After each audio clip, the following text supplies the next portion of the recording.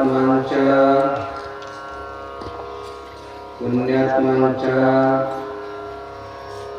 सहयोगाने धर्मात्मांनी पुण्यात्मांनी भगवंताच्या कृपाशीर्वादाने जनता जनार्दनाच्या सहयोगाने दरवर्षाप्रमाणे याही वर्षी महाशिवरात्रीच्या निमित्ताने आपल्या गावातील पावन पवित्र दानाने प्राप्त झालेल्या भूमीमध्ये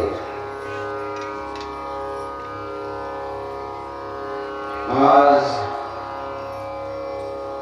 जपाला तपाला अनुष्ठानाला सुरुवात झालेली आहे. पूर्व सुकृताचा पूर्व अभ्यासाचा दास सद्गुराचा तोची झाली. जप तप अनुष्ठान करते ऋषी मुनी जन. ऋषी असेल मुनी असेल साधू संत असेल किंवा साधू संतांची ज्यांच्यावरती कृपा असेल असे धर्मात्मा पुण्यात्मा घरदाराची मोहममता सोडून व्रत जीवन जगत या ठिकाणी जपाला तपाला अनुष्ठानाला बसलेले आहे. आणि धर्मात्मा पुण्यात्मा तनानं मनानं धनानं त्यांची सेवा करत आहेत. या ठिकाणी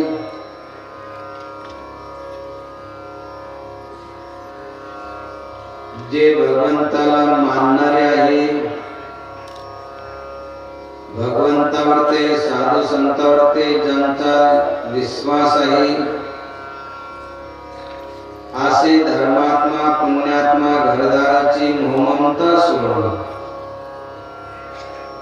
या ठिकाणी देवासारखे शांत बसलेले जपाचा तपाचा अनुष्ठानाचा महिमा कळावा आणि आपल्या जीवनाचं काही सार्थक व्हावं या उद्देशाने आपण सर्व धर्मात्मा पुण्यात्मा या ठिकाणी येऊन बसले आहात.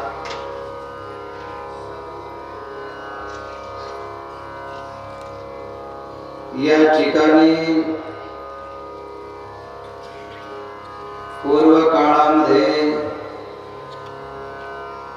धर्मात्मांनी पुण्यात्मांनी भूमिदान केली भगवंताला.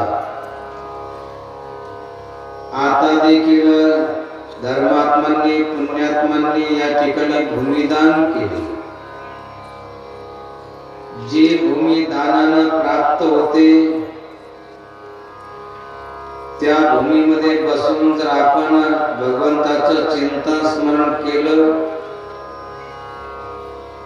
घरामध्ये चिंतन स्मरण भजन पुण्यकर्म दान धर्म करण्यापेक्षा दानाने प्राप्त झालेल्या भूमीमध्ये जर कोणी सत्कर्म असेल, दान धर्म करत असेल, भगवंताचं चिंतन स्मरण करत असेल तर त्याला अनंत पटीनं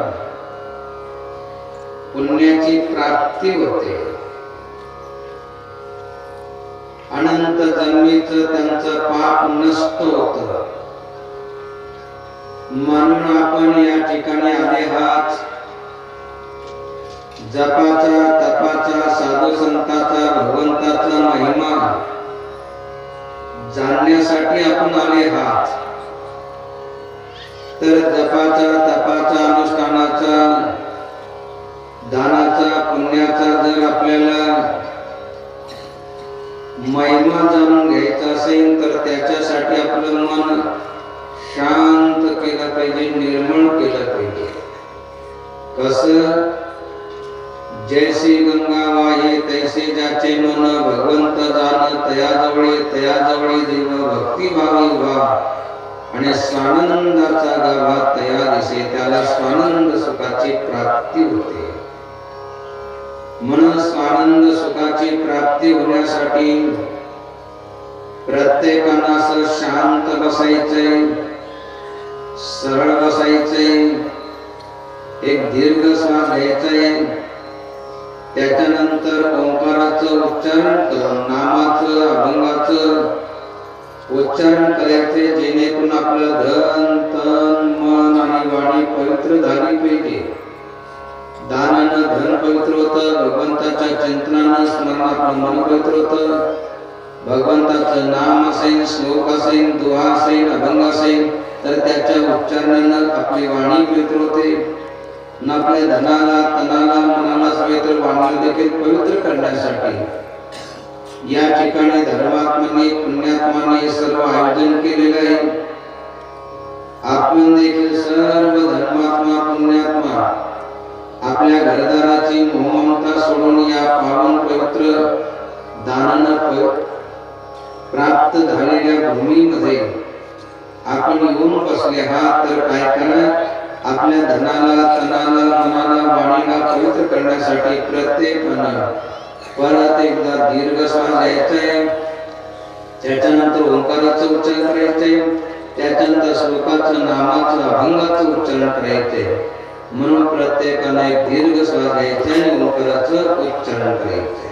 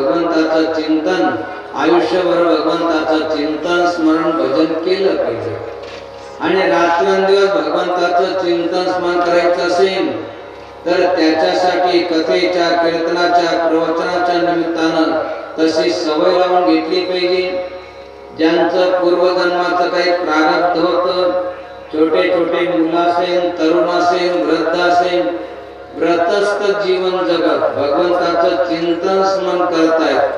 आपणही घरदाराची मोहममता सोडून या ठिकाणी आले हा तर काय करा की थोडंसं भगवंताचं चिंतन करा, स्मरण करा, भजन करा. नमः शिवाय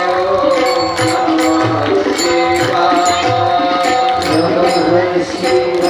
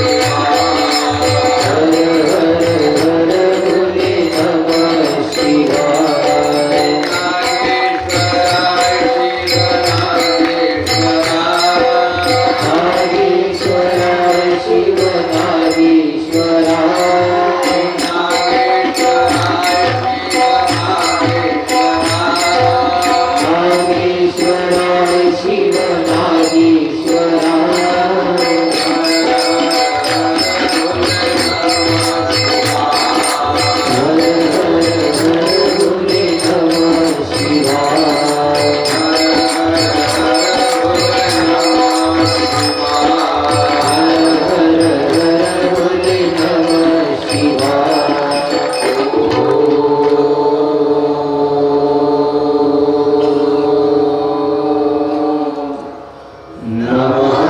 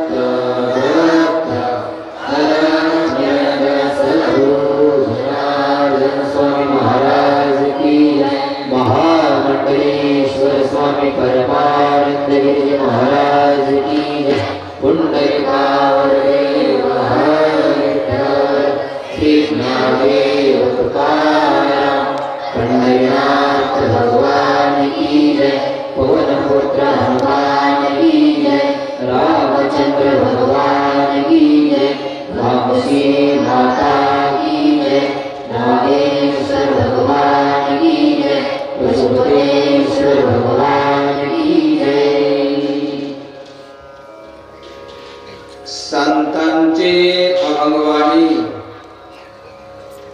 जिचा कधी भंग होत नाही, जिचा कधी नाश होत नाही, असे संतांचे अभंगवाणी ऐकून त्या अभंगवाणीचं जर आपल्या जीवनामध्ये पालन केलं तर आपल्या 42 फळाचा म्हणजे 21 आईच्या आणि 21 वडिलांच्या अशा 42 फळांचा उद्धार होतो. संतांची अभंगवाणी केवळ आपल्या वाचन उच्चारणे तर आपली वाणी पवित्र होते. म्हणून आपल्या वाणीला पवित्र करण्यासाठी प्रत्येकानं अभंगवाणीचं उच्चारण केलं पाहिजे आणि प्रत्येकालाच अभंगवाणीचं उच्चारण करता यावे, प्रत्येकाचीच वाणी पवित्र व्हावी या उद्देशानं अगदी साध्या सोप्या चालीमध्ये अगोदर आम्ही अभंग म्हणतो, नंतर प्रत्येकानंच अभंगाचं उच्चारण करायचं. नको नको गुंतो माया जाळी, नको नको गुंतो माया जाळी, नको नको गुंतो माया जाळी, नको नको गुंतो माया जाळी.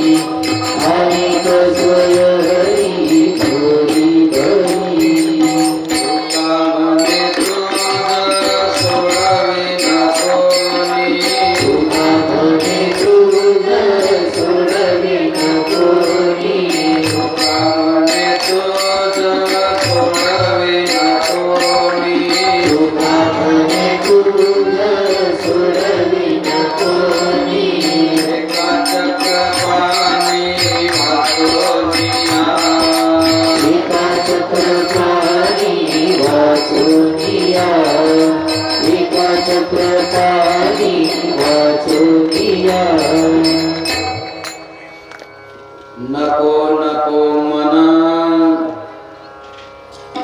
गुंत माया जाळी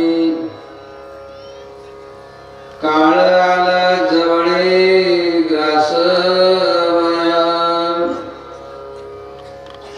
काळाची हे उडी पडेल जेव्हा सोडवेना तेव्हा माय बाप सोडविना बंधू पाठीची बहीण सेजेची कामीन दूर राही सोडविना राजा देशाचा चौधरी अनेक स्वयरी भली भली तुका म्हणे तुझ सोडविना कोणी एका चक्र पाणी वाचनिया जगद्गुरु तुकाराम महाराजांचा 5 चरणाचा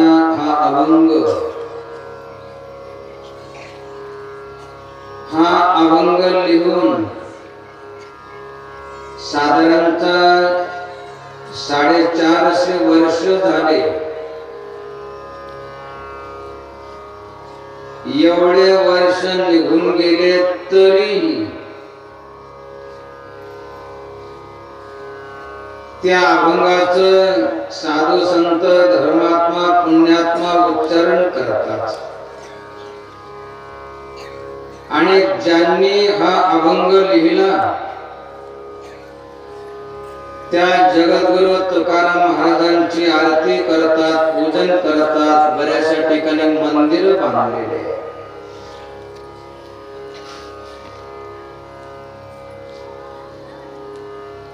काही असे अभागी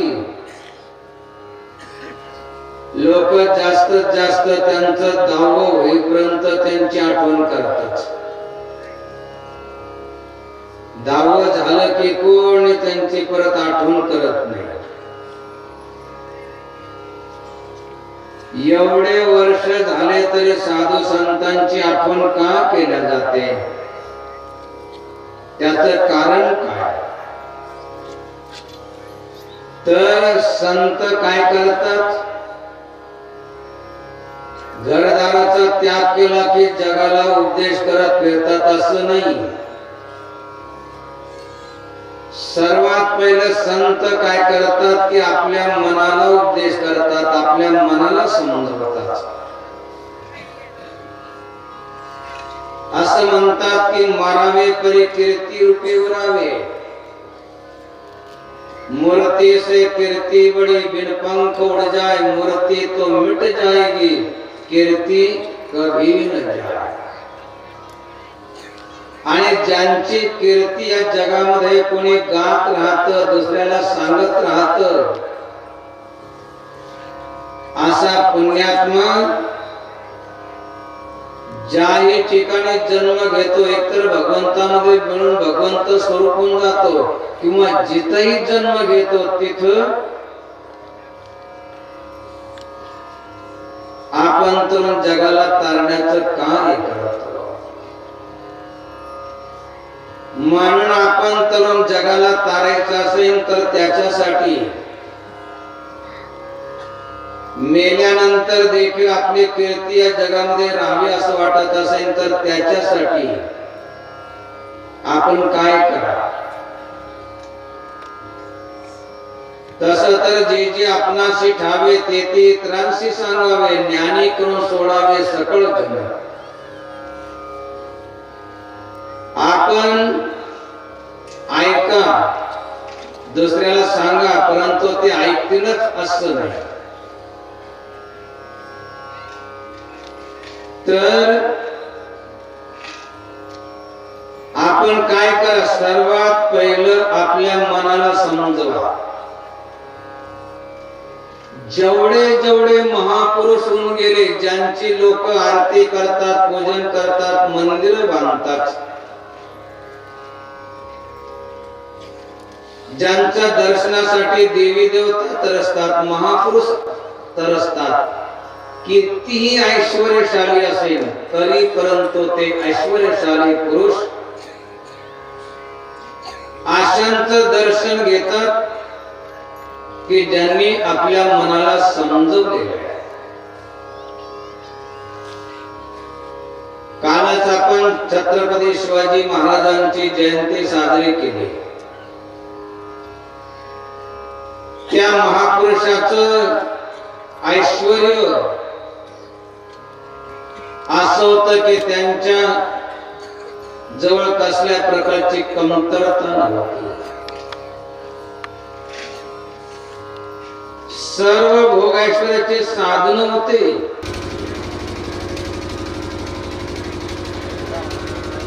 एवढे भोगैश्वर्याचे साधन असून देखील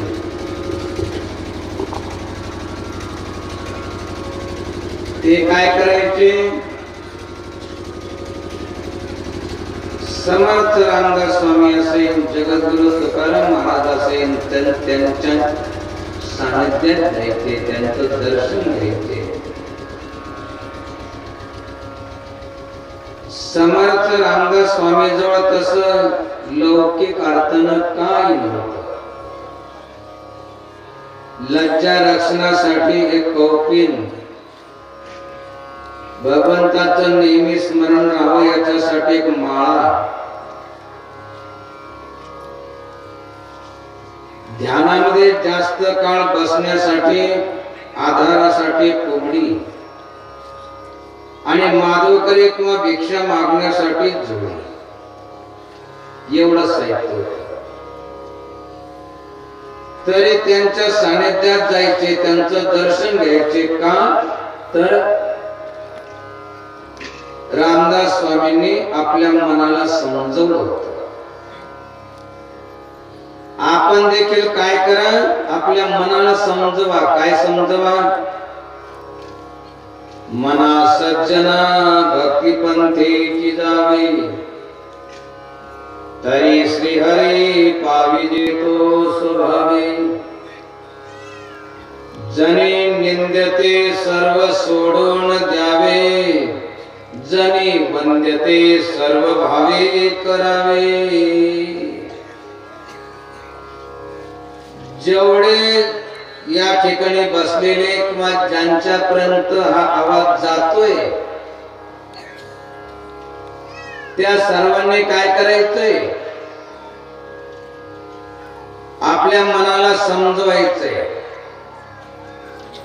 दुसऱ्याला समजवणं थोडस कठीण आहे.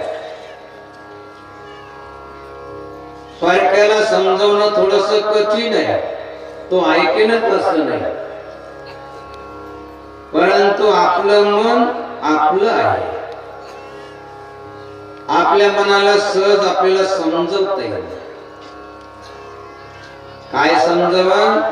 मना सज्जना भक्ती पंथीची जावे, भक्तीच्या मार्गाने जा, भक्ती करा. त्यानं काय होईल? तरी श्रीहरी पावी जेतो स्वभावे, सहज भगवंताची प्राप्ती होईल. आणि भगवंताची प्राप्ती झाल्यानंतर काय होईल? ज्याचा सखा हरी त्यावरी विश्व कृपा करे. ज्याचा परमात्मा सखा झाला असेल तो परमात्मा तर त्यांचं सर्व कार्य करतोच. जनी सांगे सर्व लोका नाव घाली माझा सखा. तो परमात्मा तर त्यांच्या भक्तांचं कार्य करतोच. परंतु ज्याचा सखा हरी त्यावरी विश्व कृपा करे. सर्व विश्व त्याच्यावर ते कृपा करतो. अनुभव आमचा, तो अनुभव आपल्याला प्राप्त व्हावा. परंतु भक्तीच्या मार्गाने जायचं असेल तर काय करा? जप तप अनुष्ठान करायचं असेल तर काय करा? जनता जनार्दनाची सेवा करायची असेल तर त्याच्यासाठी काय करा? जनी निंदते सर्व सोडून द्यावे. जेवढं जेवढं निंदनीय आहे, जेणेकरून लोक निंदा करतात. लोक म्हणजे महापुरुष निंदा करतात. दुर्जन तर सर्वांचीच निंदा करतात. ते सोडून द्या. दुर्जनाच्या निंदेकडे कधी बघू नका. दुर्जनाला तर चांगलं कळत नाही, वाईट कळत नाही, संत कळत नाही, भगवंत कळत नाही. तो तर सर्वांचीच निंदा करतो. भगवंताची निंदा करतो, संतांची निंदा करतो, शास्त्राची निंदा करतो. सोडून द्या.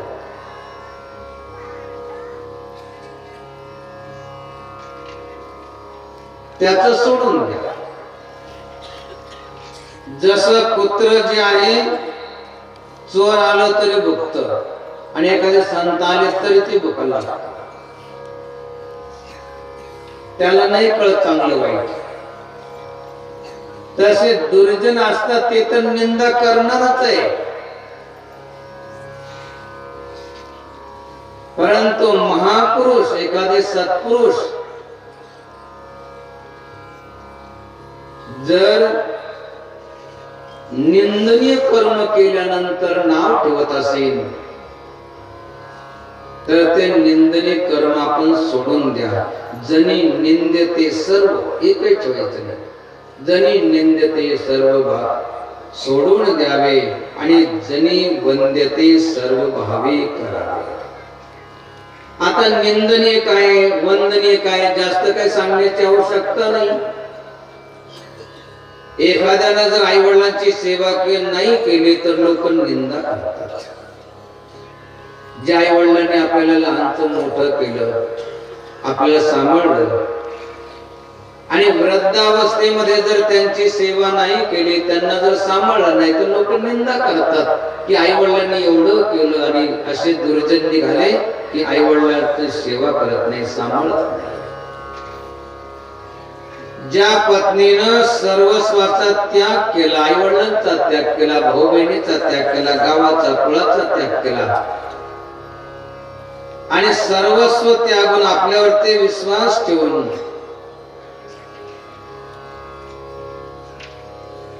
जी पत्नी सर्व सोडून आपल्या घरामध्ये आलेली आहे, तिचा सांभाळ जर नाही केला तर लोक निंदा करतात.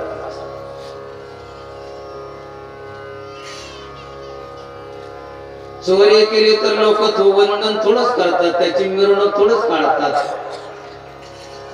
आणि काढले तर कसे काढतात? गाढवावरती बसवतात आणि त्याच्या गळ्यामध्ये चपलाचा हार घालतात. अशी मिरवणूक काढायची कोणाची? वरात गाढवावर बसव, चांगली चपलाचा माळ घालते. आवडतं कोणाला?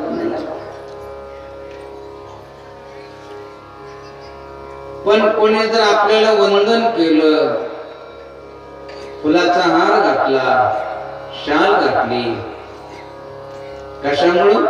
आपण काहीतरी चांगलं कर्म केलंय, काहीतरी दान केलेलं आहे, काहीतरी पुण्य केलेलं आहे, काहीतरी सत्कर्म केलेलं आहे.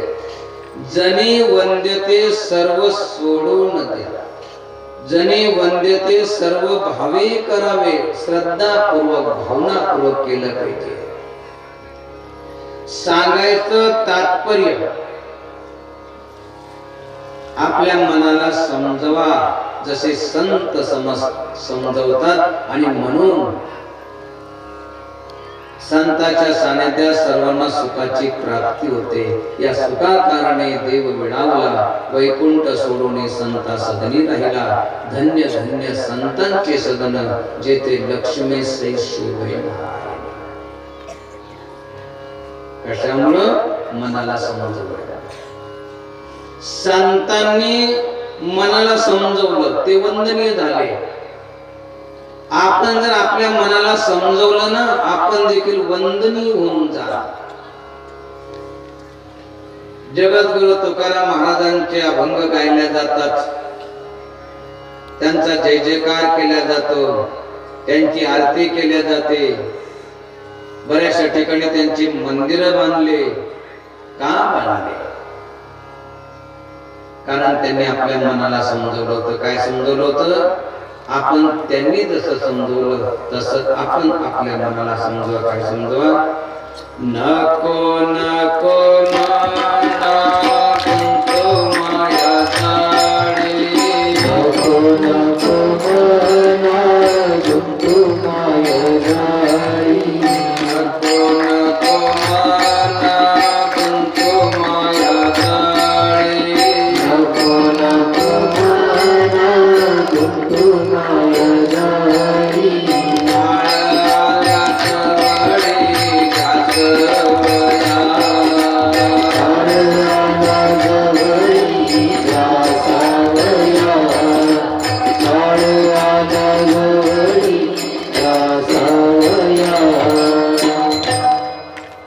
नको नको मन गुंत माया जाळी.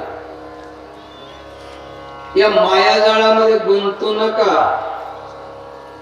आपल्या मनाला समजवा. कारण जोही माया जाळामध्ये गुंतला असेल त्याला काळ खाल्ल्याशिवाय राहत नाही. काळ आला जवळी रासवया.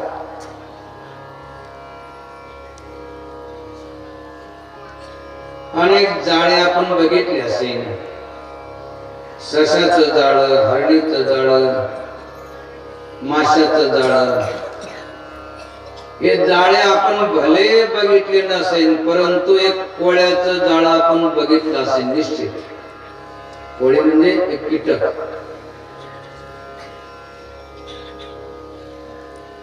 एखाद्या फांदीवर घरावर तो एक जाळं बनवतो आणि त्या जाळ्यामध्ये जोही जीव जंतू अडकला की त्याला तो खाल्ल्याशिवाय राहत नाही. तसं काळानं एक जाळं बनवलेलं आहे. त्या काळाच्या जाळ्याला म्हणतात माया जाळ. त्या जाळ्यामध्ये जोही अडकतो त्याला उडी मारून काळ खाऊन घेतो. आणि त्या माया जाळामध्ये अडकल्यानंतर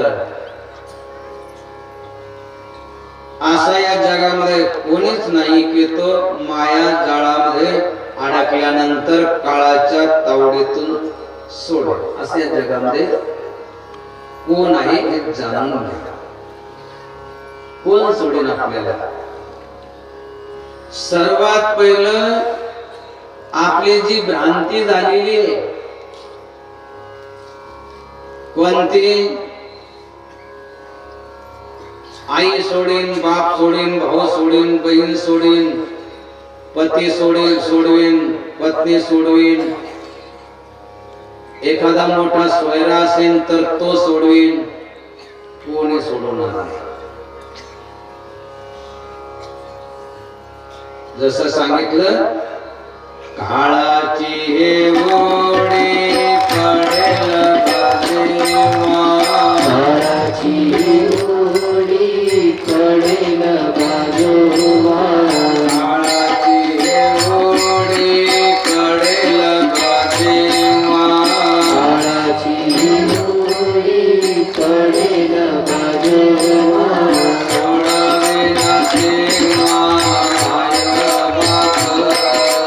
सोडावे ना देवा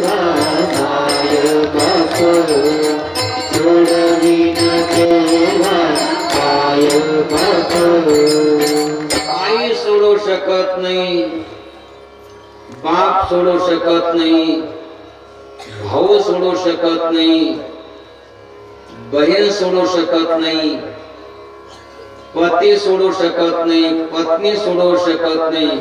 सोडवेना राजा देशाचा चौधरी, अनेक सोयरी भले भले. किती मोठे सोयरे असेल.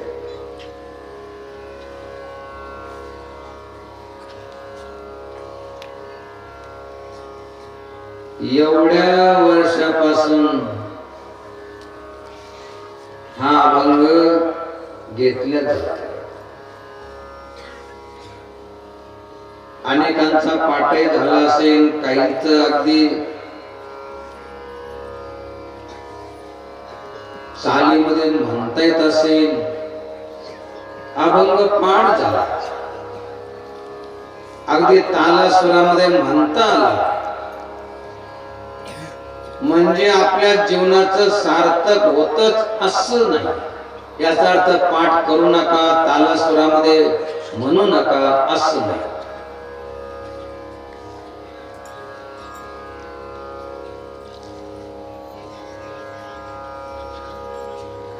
एक संत, त्यांना पक्षाची भाषा समजत होती आणि त्या पक्षांना देखील त्या संताची भाषा समजत होती.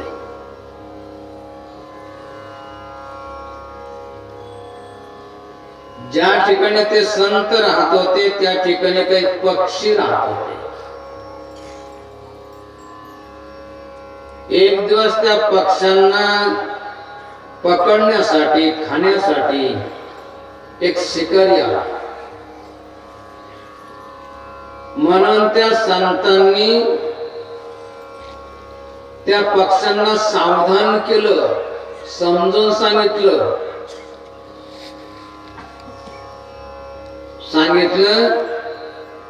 अभी शिकारी आएगा,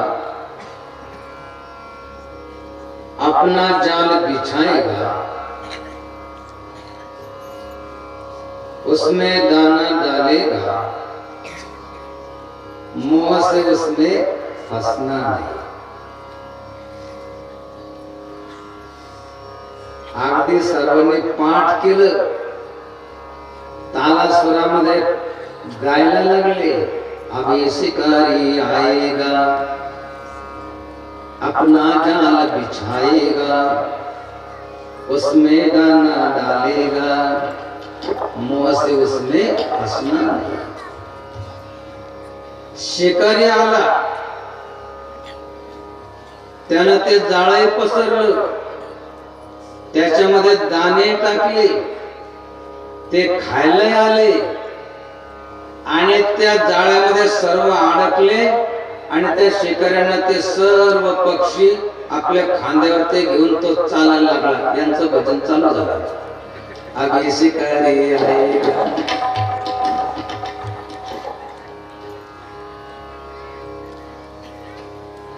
अपना जाल बिछाएगा, उसमें दाना डालेगा. और मुंह से उसमें फसना नहीं. फसले कशामध्ये? फक्त पाठ झालं, पाठ नाही आचरणात आणला पाहिजे. तो बोध आपल्या मनामध्ये ठसला पाहिजे. एवढे वर्ष झाले तरी अभंग चालू आहे. आम्हाला असं वाटलं की एखाद्या वेळेस असं वाटतं की आता अभंग बंद करा काय की, पण हे काही दिसत नाही. सुरुवातीला गुरुदेवांच्या मुखातून हा अभंग आम्ही ऐकला. पाठ करायची गरजच पडली नाही, आपोआप पाठ झाला. आणि रात्रंदिवस जणू काय आमच्या कानामध्ये कोणीतरी तो अभंग गातय, सांगतय, म्हणतय असा भास व्हायचा. नको नको मना गुंतू काळाला जवळे घास, काळाची एवढी पडेल बाजू सोडविणं तुम्हाला आई बाप कोणी सोडू शकणार नाही.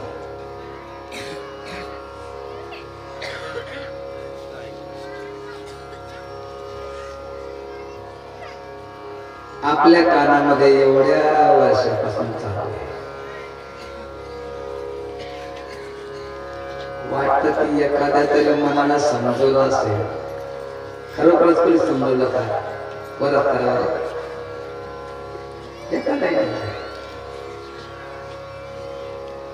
आता कुठपर्यंत आपण घ्यायचं म्हणजे तुम्ही समजून घ्या.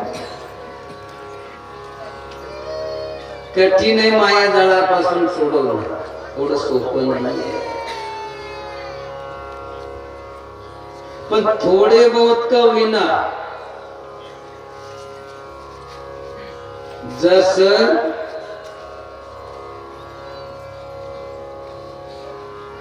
समजा आता शेतामध्ये पाऊस पडला तर पीक येतं.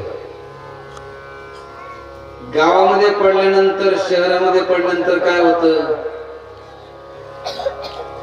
काही पीक येतं, पण कमीत कमी रस्ते तरी धुवून निघतात. घाण प्लास्टिक येते वाहून जातात,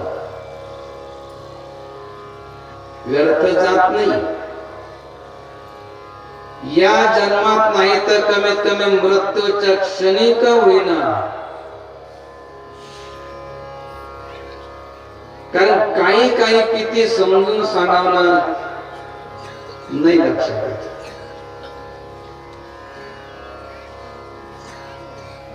जर एखाद्याला म्हटलं अरे भाऊ खाली पाहून चालत जा बरं का, दोन तुकासाठी देवान डोळे दिले, इकडे तुला पाहायला, इकडे पाहावं तिकडे पाहावं. त्याला किती समजून सांगितलं की अरे खाली पाहून चला भाऊ, दोन तो देवान डोळे दिले, खाली कोण पाहायचं, असं इकडे तिकडे पाहत चालायचं. आणि एक जर चांगली ठोकर लागली ना, मग त्याला म्हटलं इकडे तिकडे पाहून नको म्हणतो, ठोकर लागली तर.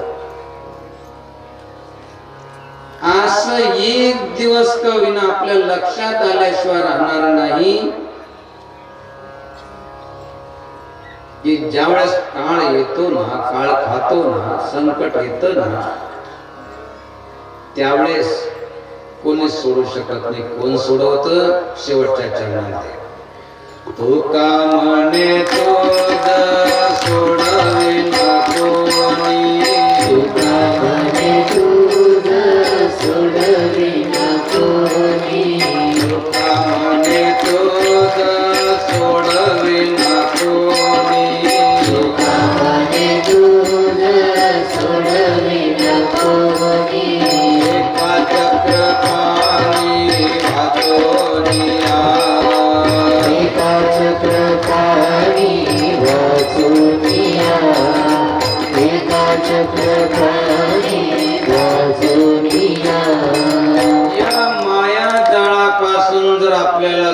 व्हायचं असेल तर मोठं कठीण आहे. इस माया के भंवर से विरला निकले कोई, या करुणा करतार की या सत्संगती हो. एक तर भगवंताची कृपा पाहिजे किंवा संतांचं सानिध्य पाहिजे, तर या माया जाळापासून सुटू शकतो, अन्यथा कठीण आहे. इस माया के भंवर से. आता तर एवढे आपल्या अंजनांना दिला मोठे पूर येत नाही. आता पहिले महापूर यायचे. जिथं जिथं डोहादी आहे तिथे एक भोवरा फिरायचा, आणि त्या भोवऱ्यामध्ये जर का एखादा सापडला, जेवढा जेवढा तो वरती येण्याचा प्रयास करतो तेवढा तेवढा तो खाली जातो. वाचणं त्याचं कठीण आहे. तस इस माया के भंवर से विरला निकले को. एखादा विरला, लाखो करोडो मधून एखादा या अभंगाचा बोध घेऊन या मायाजाळापासून तरतो आणि अनेकांना तरतो.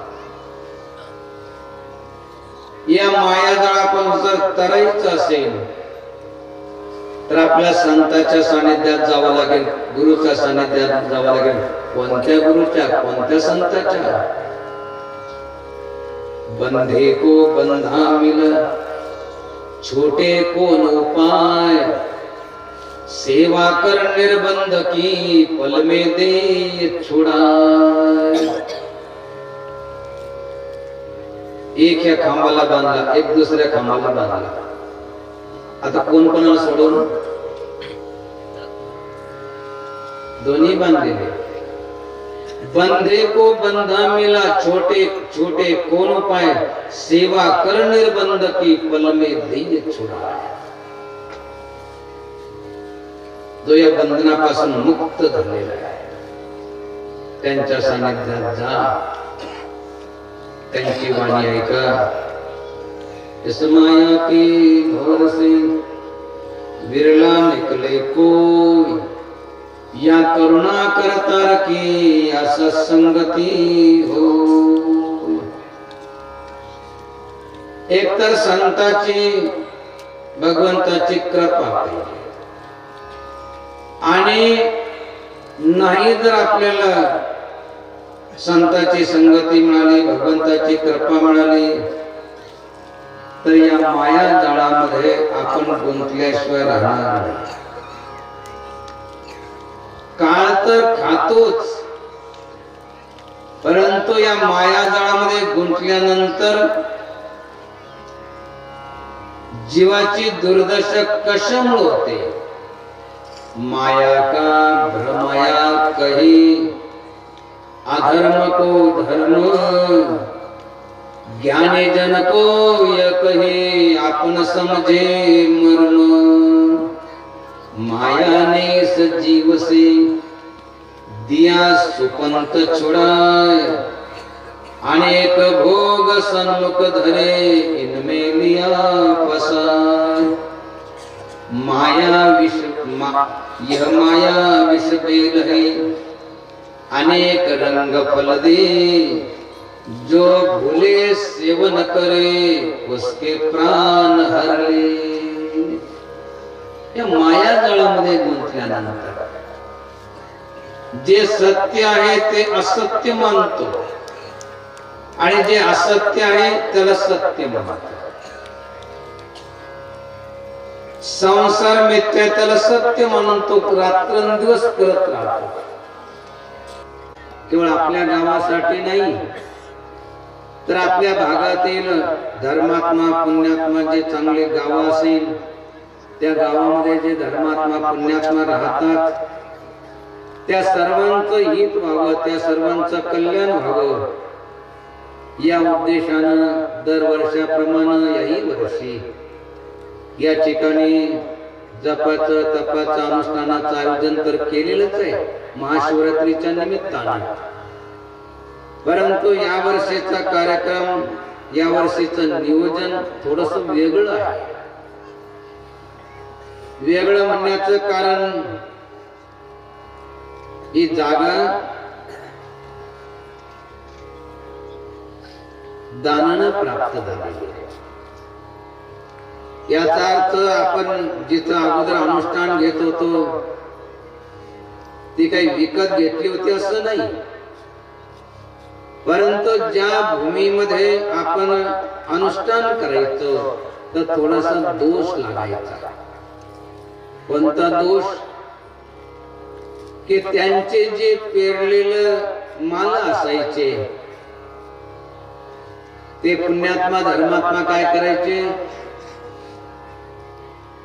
की जसं म्हणतात ना, हातातोंडाशी आलेला घास तो सर्व बर्बाद व्हायचा, सोंगून घ्यायचे.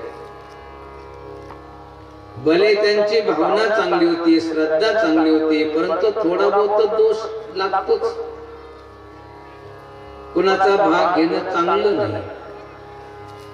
बिन मांगे सो दूध है, मांगे सो पाणी, कहे कब रक्त जिसमें के जाता नहीं. अशा प्रकारे भलेही त्यांची काही अडचण नसायची तरी परंतु मनाला एक दुःख आमच्या व्हायचं की बिचाऱ्यांचे चांगले माल होते, सर्व बर्बाद झाले. आणि एवढं बर्बाद करूनही लोक किती लाभ करून घेतात शंकाच आहे. परंतु या ठिकाणी जी भूमी आहे कित्येक वर्षापूर्वी आपल्याला आठवतही नसेल की कोणी दिलेली आहे, भगवंताला समर्पित केली होती, परंतु तशीच पडलेली होती. तिचा जो वापर व्हायला पाहिजे होता तो होत नव्हता. आणि केवळ एकांत जे विजन प्रशस्त आणि पवित्र स्थान तेथे घालून आसन माझे चिंतन करावे. उभ्या बाजारात कथा हेतू नावडे पंढरीनाथा. आणि प्रवचन कुठं व्हायचं? रोडवरती. इकडून गाड्या चालल्या, तिकडून गाड्या चालल्या, आणि प्रवचनला तिथंच, प्रसादाला तिथंच. तुम्हाला भीती वाटायची की नाही वाटायची? आम्हाला भीती वाटायची की बिचारे कधी इकडे गाडी आली, काय झाले, कुणाला धक्का लागला. आता तशी काही भीती तर नाही ना. आता कधी निश्चिंत बसले आहे. तर अशा प्रकारे हे अंतर आहे की या वर्षी अगदी निवांत सर्वांना बसण्यासाठी जागा आहे. दानानं, धर्मात्माने, पुण्यात्माने दिलेले पूर्वजन्माचं किती प्रारब्ध असेल, संचित असेल, भूदान भूपान, त्यांनी हे दान केलं. हा, अजून कुणाला दान करायचे असेल तर करू शकतात, आहे संधी. अजून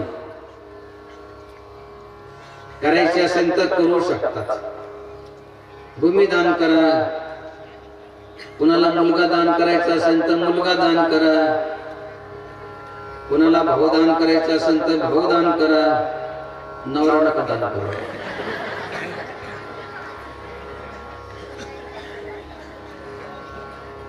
नवरदेव तुम्हालाच राहावे, चांगले थोडे दान करणार आहे. हा, जे कंटाळे असेल बेवडे वगैरे ते बाबाजी घेऊन जायचं.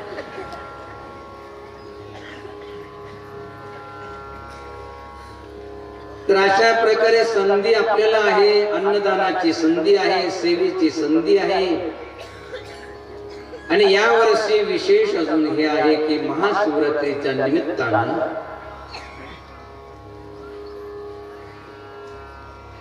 12 वाजता दुपारी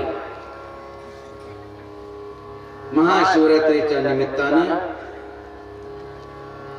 शिवपुराणाची कथा दररोज या ठिकाणी चालणार आहे. ज्यांची कथा आहे खरं म्हणजे त्यांना वेळ नाहीये, अगोदर त्यांनी तारखा घेतलेल्या आहे, तरी देखील ते म्हटले की बाबाजी तुम्ही शब्द वापरला आणि आम्ही त्याची अवहेलना करावी असं होऊ शकणार नाही. म्हणून जिथं कार्यक्रम चालू आहे, कथा चालू आहे, कीर्तन चालू आहे, ते आठवण या ठिकाणी येणार आहे, परत ठरलेल्या ठिकाणी ते जाणार आहे. वेळेचं बंधन आपण पाळायचंय. ते तर कित्येक किलोमीटर येऊन या ठिकाणी कथा सांगणार आहे. परत जे ठरलेले तिथं अगोदर दिलेले कार्यक्रमासाठी जाणार आहे. तेवढं अंतर तर आपलं काहीच नाहीये. या दृष्टीनं उद्यापासून म्हणजे आजची कथा झाली, परंतु काहींना कळाली, काहींना नाही कळाली. तर अशा प्रकारे महाशिवरात्रीच्या निमित्तानं शिवपुराणाची कथा देखील दररोज होणार आहे.